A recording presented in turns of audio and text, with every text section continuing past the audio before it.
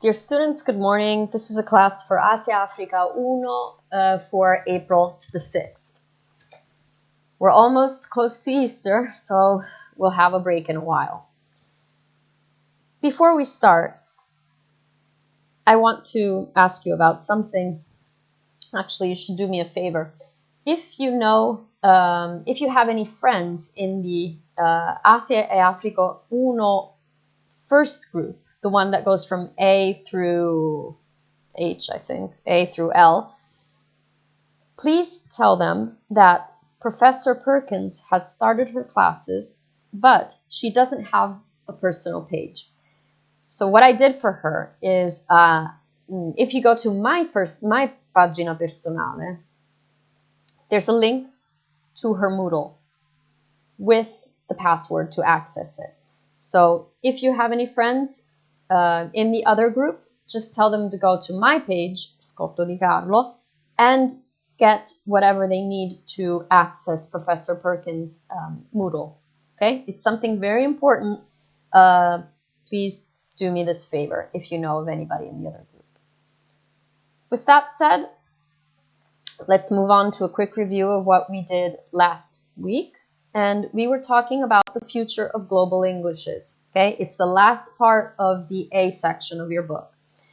And we were considering English as the language of others.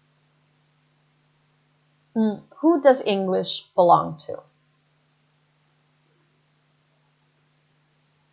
We started talking about the fact that if English is does no longer belong just to the inner circle Englishes. Remember, Great Britain, United States, Canada, Australia, and somebody else that I don't remember. It has to belong also to other people. And the varieties of English that these other people speak should have the same rights as those claimed by mother tongue teachers. I would actually put a question mark at the end of the sentence, because that's the debate. That's what this course is all about. Okay? What is English? What is not? Who does English belong to? Well, the thing is that whenever English, an inner circle English, is brought to another population, there are some difficulties that belong to the language per se that have to be overcome.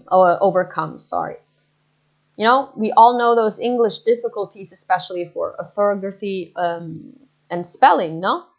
There are some words that are spelt in a certain way and that are pronounced in a totally different way.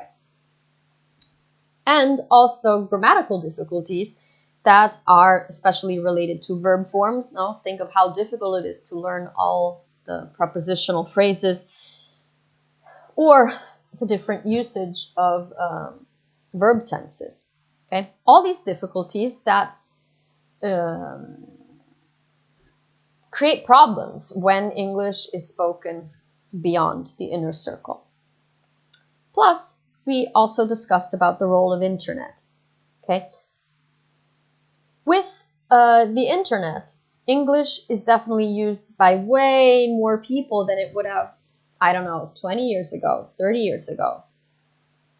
And plus, we have to consider that Chinese is catching up fast if we consider that there are more than 400 million users and they represent about 22% of the internet users. So we have to consider what happens when Chinese enters into contact with English that is used on the net. The thing is that there could be a shift from English as a lingua franca to lingua franca English.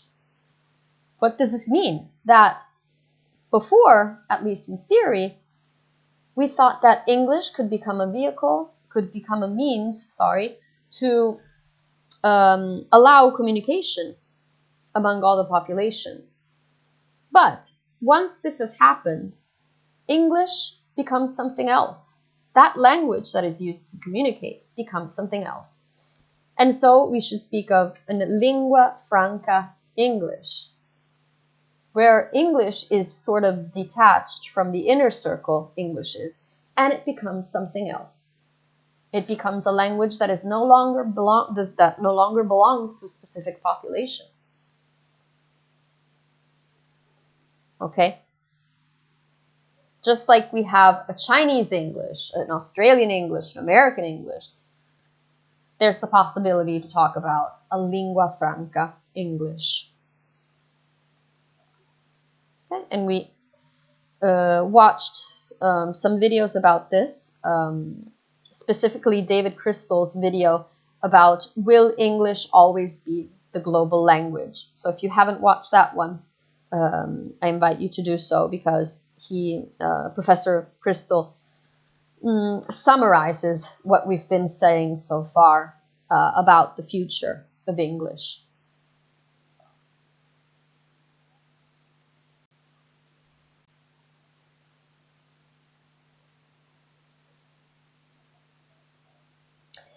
Now, as I told you, we're going to move on to section B of your book. And as for me, it's going to be a work in progress, meaning that there might be some things that I'm going to change that weren't supposed to be this way when I imagined the course. But let's see how this first class goes with the section B. And just leave me some comments and let me know how you feel about it. So this section gives you lots of questions, okay? Lots of readings about some topics. And more specifically, the first part is about the legacy of colonialism.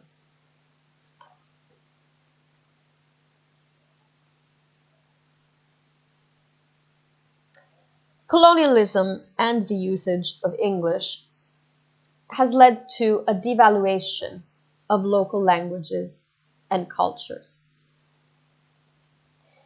The idea behind this is that there is a sort of sense of inferiority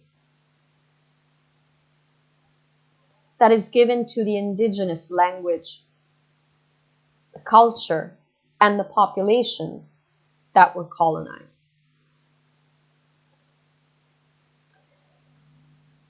This is born from the idea of superiority of the colonizers and of their language.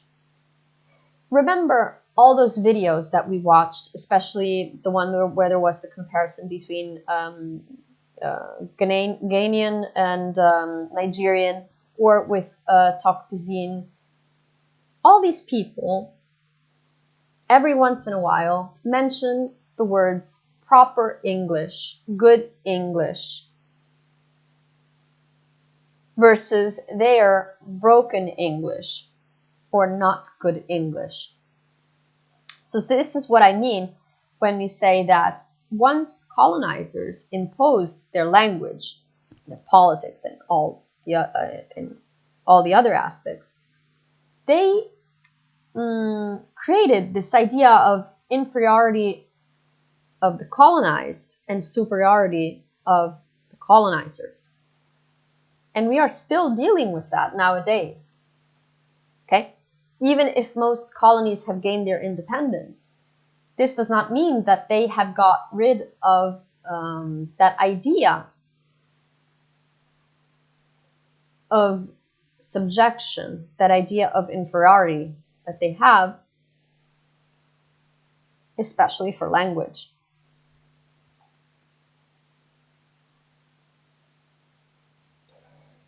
And I invite you to now think critically of how you were taught history. Because the words that are usually used in books are settlers, colonizers. But what does this mean concretely? What does this actually mean? Settlers, colonizers, pilgrims are actually invaders.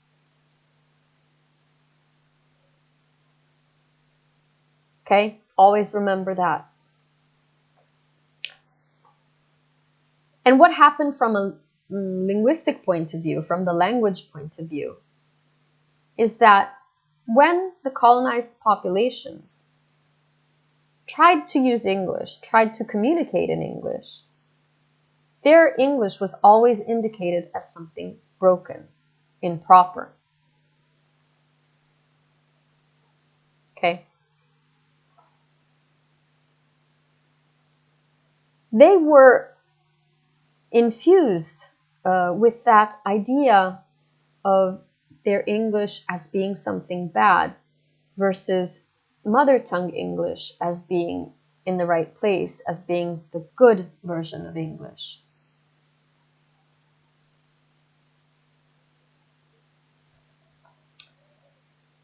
This is what is technically called linguistic insecurity. And this occurs with lots of non-Anglophone languages and cultures. You feel linguistically insecure because you are not speaking that standard RP accent English.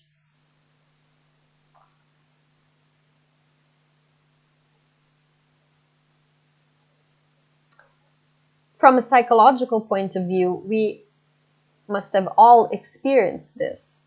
Learning a new language, be it Italian if it's your second language, or English that you're learning at school, or from wherever you come from, and you're learning a new language. You know that psychological insecurity that comes from not being able to express your deeper thoughts, your emotions, at the level you are able to do it in your mother tongue language.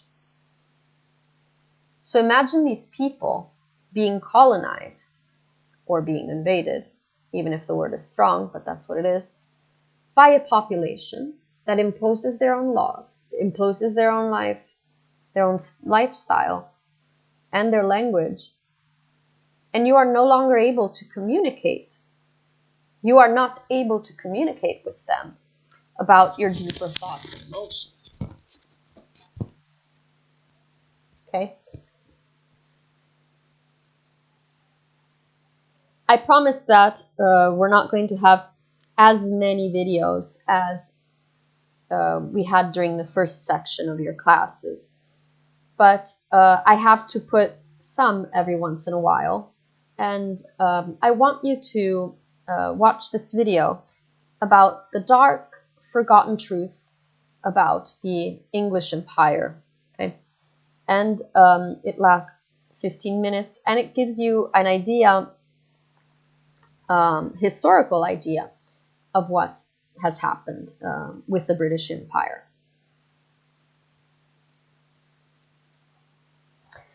Okay, so we're back.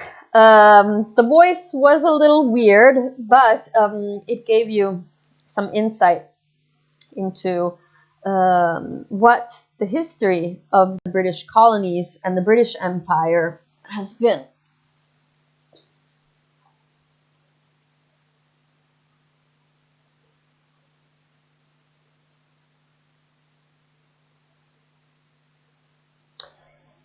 Now, how do I want to proceed with this? In class, we would have had a conversation, but what I want to do now is to look at some of the main questions of the main debate ideas that your book offers, and invite you to write your comment in the box below. Obviously, you don't have to answer to every single question that I propose, but I would highly appreciate a sort of feedback, at least on the questions that you find more interesting.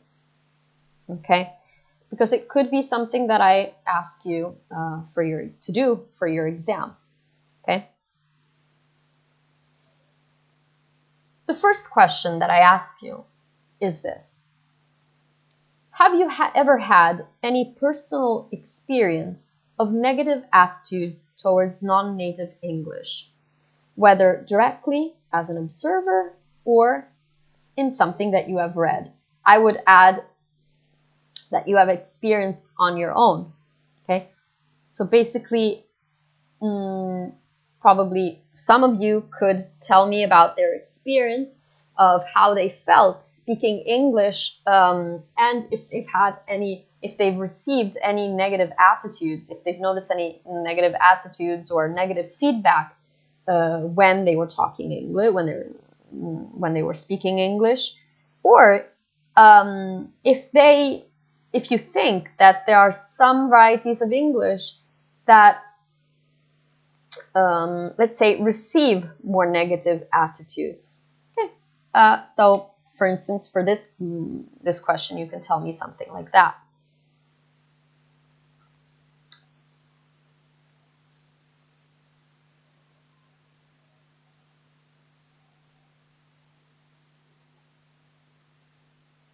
Or another question that you could think of. In your view, do non-native speakers of English suffer from an inferiority complex over their use of English? Should they do so? Why or why not? How far does your answer depend on whether the speakers come from a country that was or was not colonized by the British? Okay, so during the first question that I asked you, focus was more on people who negatively comment on somebody who's not a native speaker. In this case, what I ask you to do is to reflect on the sense of inferiority, the inferiority complex that some people might experience when they are using English. And the question goes further by asking if your answer depends on these countries being former colonies or not.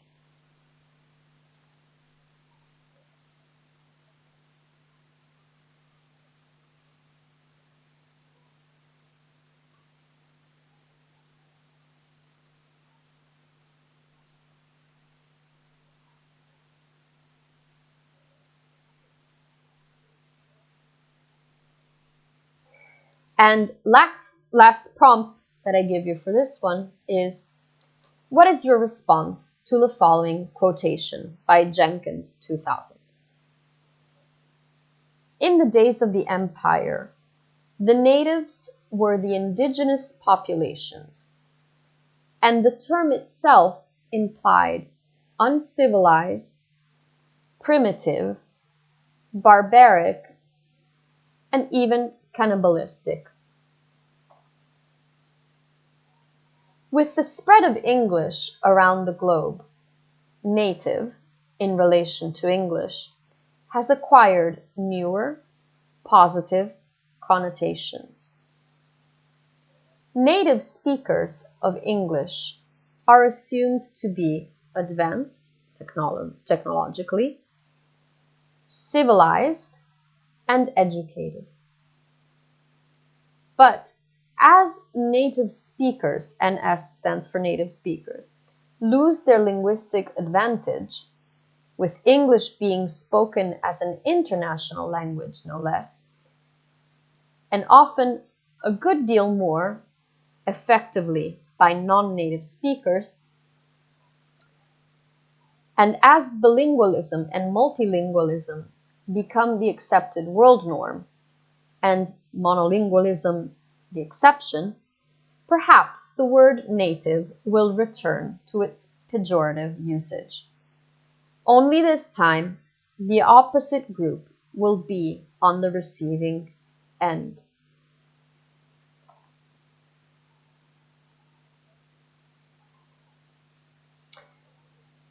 So let's try like this.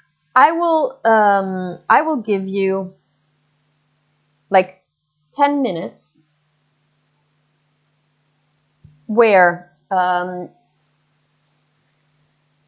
you can keep playing the video, but in the meantime, see if you can write down a comment in the comment box about any of these three quotes, any of these three questions.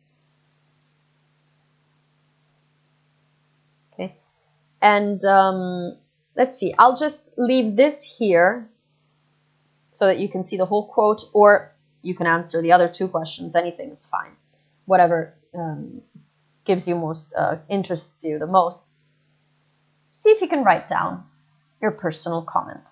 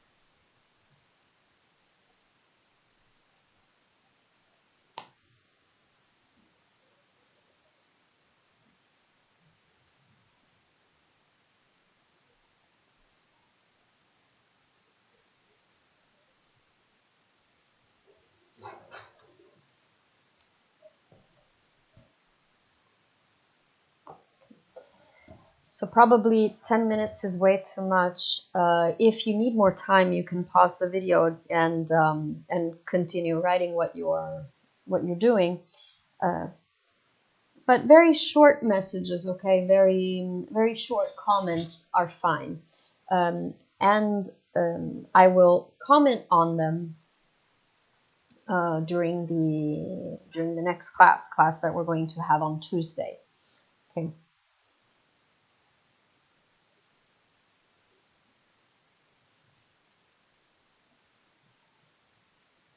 Now, I want to go to this second aspect, the loss of ethnic identity.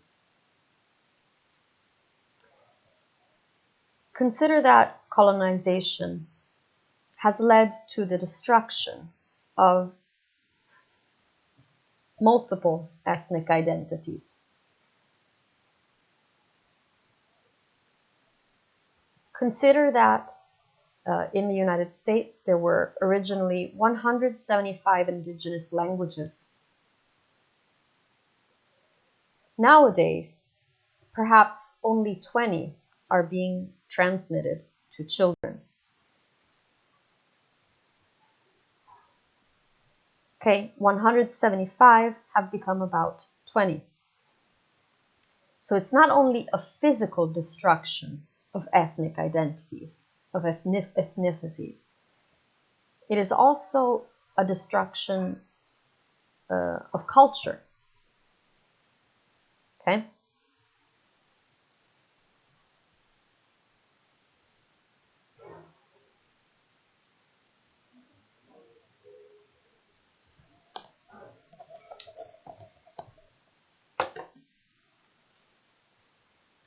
However, there are some projects that aim at trying to preserve some of these native languages, indigenous languages, okay? Let's call them that way so that you don't get confused with the concept of native. And one of these is the California Master Apprentice Language Learning Program. In this program, there are young apprentices and speakers of indigenous languages that lived, actually the project is over, I think, lived and worked together, okay? And whatever they did, whatever they had to convey was in one of the indigenous languages, okay?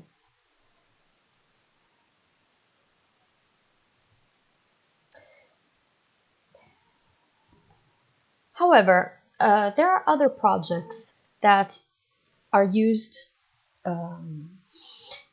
to preserve indigenous languages, and some of these include the use of these languages, the use of these languages in schools, teaching them, for instance, through literature, through stories that are passed down from generation to generation. But we must remember that this can never replace home and community-based language transmission, because the language that is taught at school is always something that is a little artificial. It is not 100% real world. Okay?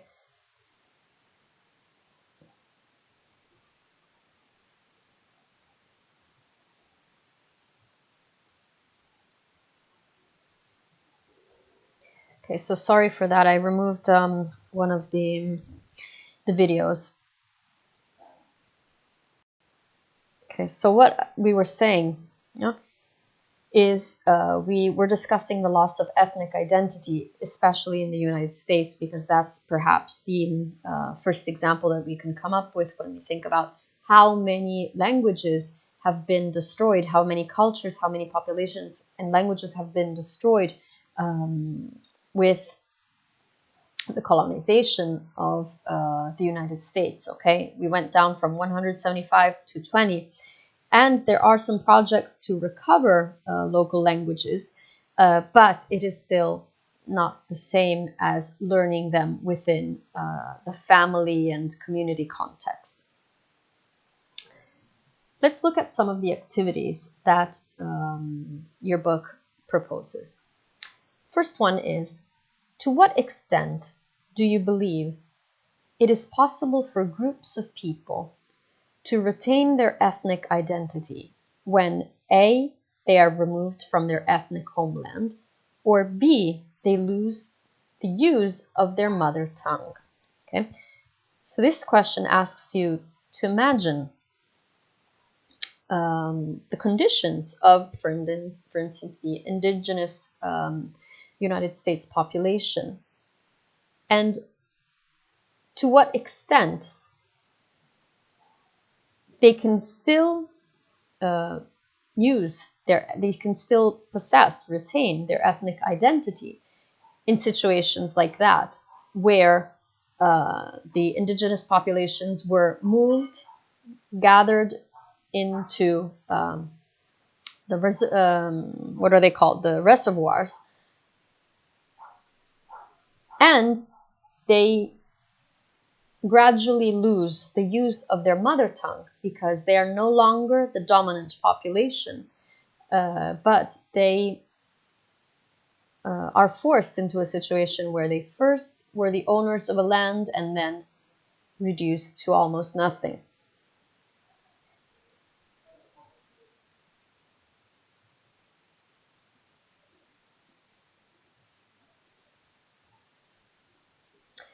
The second question that you could focus on is about the role of written language. And it goes like this.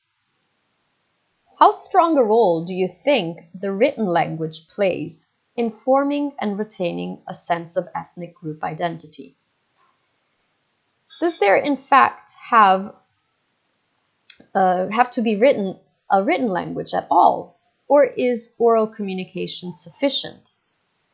And what about the role of literature? How strong a part does it play in identity formation? And can it continue to promote ethnic identity if it is transmitted only orally or in translation? Okay. So what do you think? Can writing be helpful? Can writing transform an oral tradition? Is it a good thing or a bad thing to promote ethnic identity?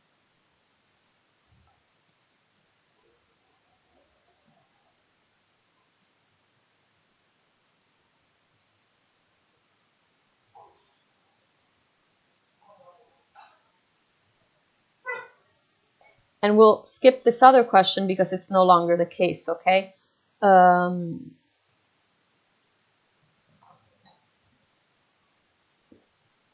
But I want to read this.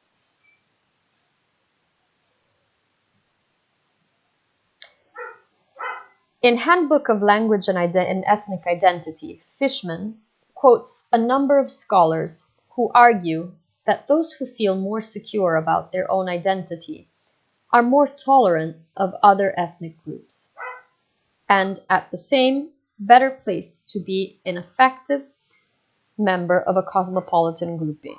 He finishes discussion by quoting Harman on European identity as follows. Okay, so this is a quote on European identity in general. European identity includes cosmopolitan elements, but cosmopolitanism cannot serve as a simplistic substitute for traditional national identity.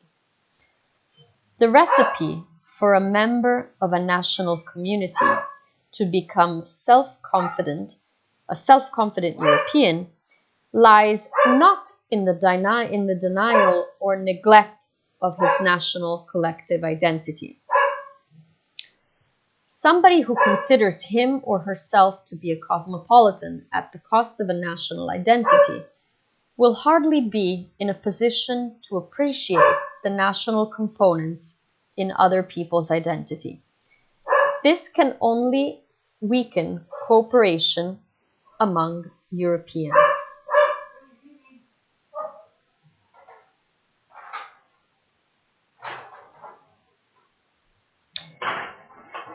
So before I give you the break to comment on this and read it silently, because I think that it's definitely better for you to understand, to read it silently.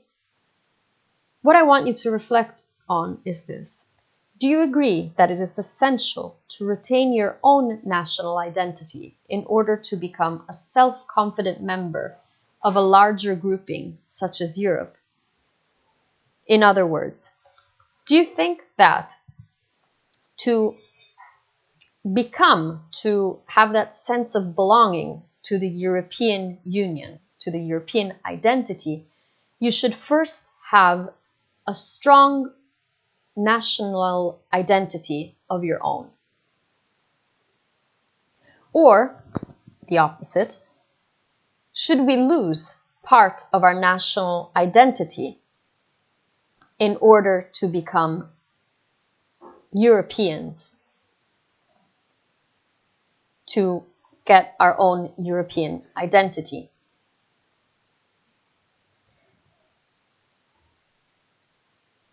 Okay, so I'll put this up and give you some other time to answer some of these questions in the comment box below.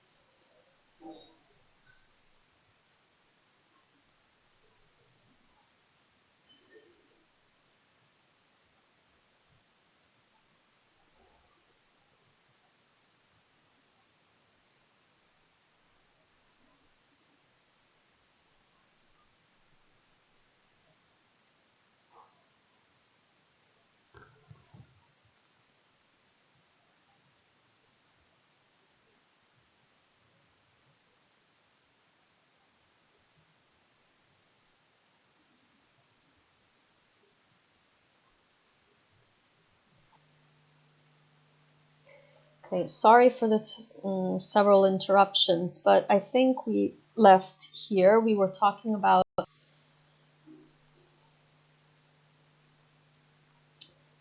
okay, yes, I asked you to write a couple of comments about the issue of ethnic identity. And we were talking about this quote over here about whether one should lose their own national identity in order to become a self-confident member of a larger group, such as European identity. And so, speaking of indigenous languages, I invite you to watch this second video about why indigenous language matters and what we can do to preserve them. And then we will be back for the final part of this class.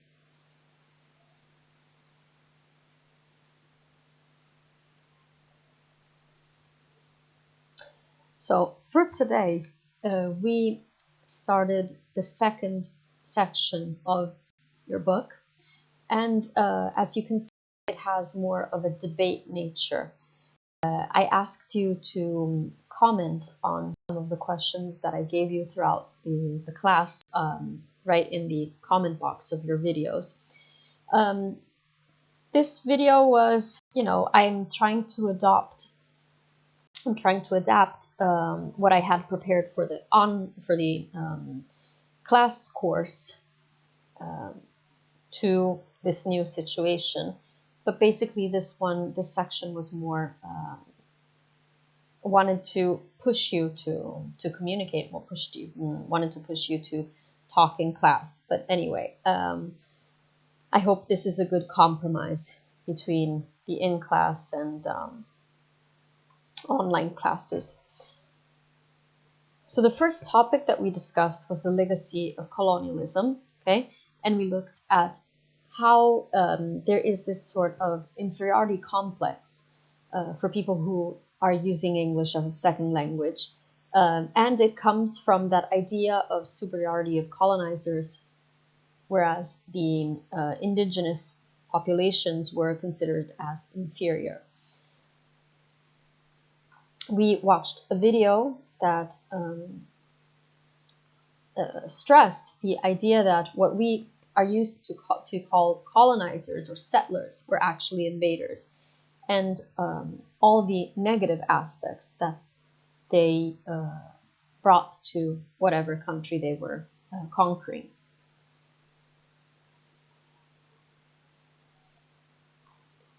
Okay, and we did some debates about this. I hope some of these questions are interesting for you. You can leave me a comment. And then we talked about the loss of ethnic identity, more specifically related to the United States, and what happened to the 175 indigenous languages that were spoken in the United States before the arrival of the colonizers, and that have been now reduced to about 20 languages. And so we talked about some of the programs, the language programs that are being used to keep those indigenous languages alive, even if whatever is mediated through school cannot replace home and community-based language transmission. And during the second part, the second debate, we more specifically talked about the difference between local identities and European identities.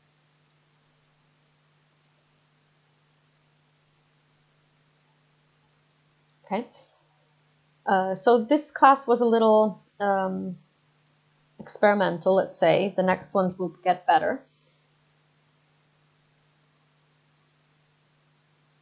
And now we can go to last part of our class for the song.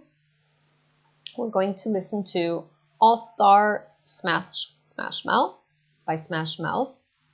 And so I'll read the lyrics.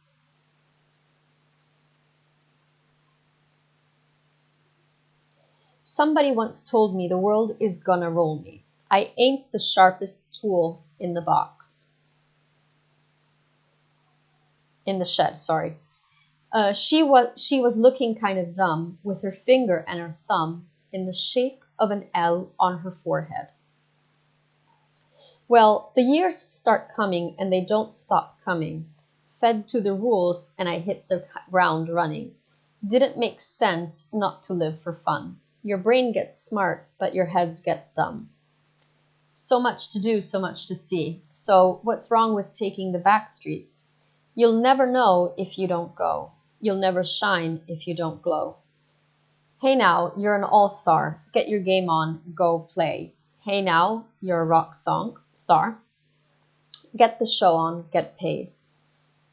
And all that glitters is gold. Only shooting stars break the mold. Okay? Solo le stelle cadenti possono rompere la forma, significa sono unici. It's a cool place. They say it gets colder. You're bundled up now. Wait till you get older. But the meteor men beg to defer. Judging by the hole in the satellite picture, the ice we skate is getting pretty thin. The water's getting warm, so you might as well swim. My world's on fire. How about yours? That's the way I like it, and I'll never get bored. Hey now, you're an all-star. Get your game on, go play. Hey now, you're a rock star, and get the show on, get paid. All that glitters is gold. Only shooting stars break the mold. Go for the moon. Okay, and then it repeats. Somebody once asked, could I spare some change for gas? I need to get myself away from this place. I said, yep, what a concept. I could use a little fuel myself. And we could all use a little change. Well, the years start coming and they don't stop coming. Fed to the rules and I hit the ground running. Didn't make sense not to live for fun. Your brain gets smart, but your head gets dumb. So much to do, so much to see. So what's wrong with taking the back streets? You'll never know if you don't go. You'll never shine if you don't glow. And all that glitters is gold. Only shooting stars break the mold. Okay.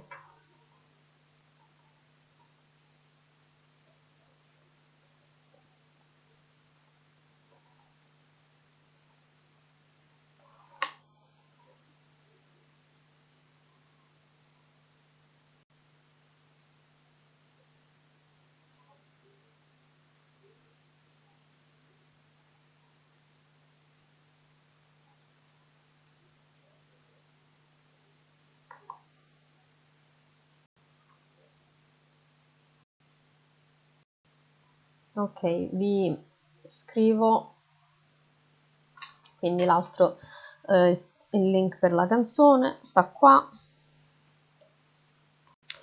Ricordo quello che vi ho detto all'inizio lezione, ossia se avete amici che dovrebbero frequentare le lezioni della professoressa Perkins, poiché la professoressa non ha ancora la pagina personale, dovete andare alla mia pagina personale invece, e c'è sotto avvisi o proprio la pagina personale c'è un link per il Moodle della professoressa Perkins con relativa password. Se conoscete qualcuno che fa parte del suo gruppo, ossia primo anno di Asia-Africa, che però fa parte del gruppo AL, mandateli lì perché la professoressa vuole cominciare e niente, vuole mettersi in contatto con loro.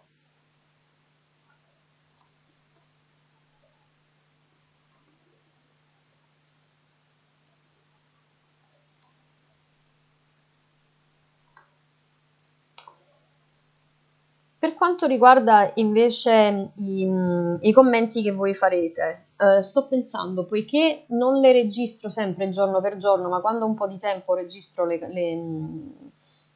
lezioni, se non vi rispondo oralmente durante la lezione successiva, vi rispondo per iscritto, ok? Sotto al vostro commento, quindi voi scrivete, io vi mando una risposta individuale come ho fatto fino ad ora. Okay? E vi ricordo che avremo una pausa da calendario accademico per la Pasqua o per Spring Break, come meglio preferite chiamarlo, e quindi le lezioni sono sospese per il giorno di Pasquetta e il martedì dopo, che se non mi sbaglio sono il 13 e il 14 aprile. Quindi anche se sono lezioni registrate non troverete la lezione per quei 2 giorni. Okay? Credo che siamo comunque a buon punto, non abbiamo nulla da recuperare perché la prima settimana di lezione l'ho fatta in classe e poi abbiamo ripreso direttamente la settimana dopo, il 9 e il 10, quindi non abbiamo problemi di programma. Ok?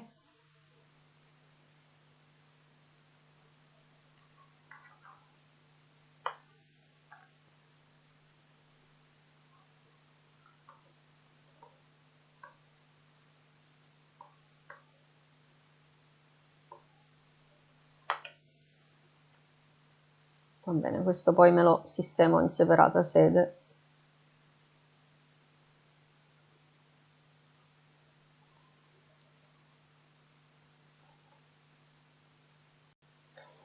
Va bene, so see you tomorrow, Tuesday, at 10:30. Have a nice day. Bye.